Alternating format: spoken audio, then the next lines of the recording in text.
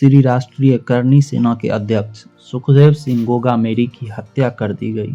हत्या के बाद उनके समर्थक भारी मात्रा में राजस्थान के जयपुर पहुंचे और राजस्थान को 2 दिनों तक बंद भी किया गया। पूरे देश में उनकी हत्या का गुनहगारों को बड़ी से बड़ी सजा देने की सरकार से मांग कर रहे हैं। इस माहौल में 7 दिसंबर शाम उनका अंतिम संस्कार कर दिया गया। राजस्थान पुलिस पूरे मामले का छानबीन कर रही है। इसी छानबीन के बीच सुखदेव सिंह गोगामेरी के निजी जिंदगी के बारे में भी कुछ खुलासे हुए। गोगामेरी जी की 3 पत्नियां थी और तीनों जीवित हैं।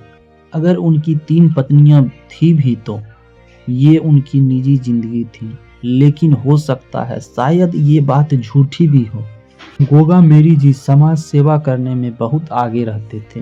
जहां तक उनसे हो पाता वो कभी पीछे नहीं हटते। सुखदेव सिंह की 3 पत्नियां थी, लेकिन तीसरी पत्नी का अभी तक कोई जानकारी नहीं आया। दूसरी पत्नी आई।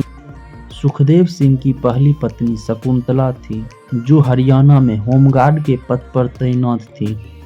बाद में उनको वहां से टर्मिनेट कर दिया गया। फिर गोगामेरी उसे अपने गांव ले आए और अपने साथ ही रखा। गोगामेरी की दूसरी पत्नी शिखा शेखावत, जो उनके साथ ही रहती थी, जिन्हें अभी पूरी दुनिया जान रही। इनकी 2 बेटियां भी हैं। गोगामेरी जी की हत्या के बाद शिखा शेखावत कैमरे पर आई।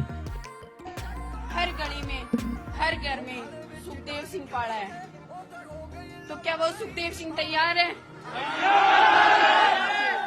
सुखदेव सिंह की 3 पत्नियां हैं, ऐसा फिलहाल तो लग नहीं रहा। हो सकता विरोधियों की कोई चाल हो, जो गोगामेरी जी को मरने के बाद भी बदनाम करने की कोशिश में लगे हैं। सत्य क्या है वो धीरे धीरे पता चल जाएगा। पुलिस जांच में भिड़ चुकी है। गुनहगार का भी पता चल गया है। जल्द ही पुलिस के गिरफ्त में होंगे।